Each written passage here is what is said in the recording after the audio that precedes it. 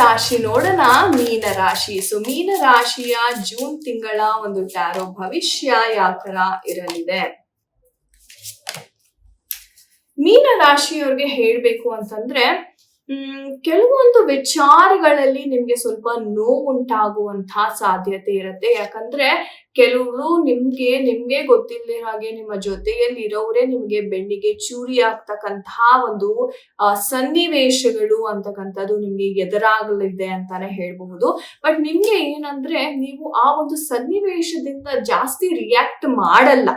Okay, ಆಗಿದ್ಯಾ, ಕರ್ಮ ಅಂತಕ್ಕಂಥದ್ದು ನೋಡ್ಕೊಳ್ಳುತ್ತೆ. ಕರ್ಮ ಎಲ್ಲರಿಗೂ ಇದೆ ಅನ್ನೋ ಒಂದು ಪಾಸಿಟಿವ್, ಒಂದು ವೈಸ್ ಥಾಟ್ ಅನ್ನ ಮೈಂಡ್ ಅಲ್ಲಿ ಇಟ್ಕೊಂಡು ಆ ಒಂದು ಟಾಕ್ಸಿಕ್ ಸಿಚುವೇಶನ್ ಅಥವಾ ಟಾಕ್ಸಿಕ್ ರಿಲೇಶನ್ಶಿಪ್ ಅಥವಾ ಟಾಕ್ಸಿಕ್ ಪರ್ಸನ್ ಇಂದ ನೀವು ದೂರ ಹೋಗ್ತಿರ್ತಕ್ಕಂಥ ಒಂದು ಸಂದರ್ಭ ಅಂತಕ್ಕಂಥದ್ದು ಇಲ್ಲಿ ಕಾಣಿಸ್ತಾ ಇದೆ.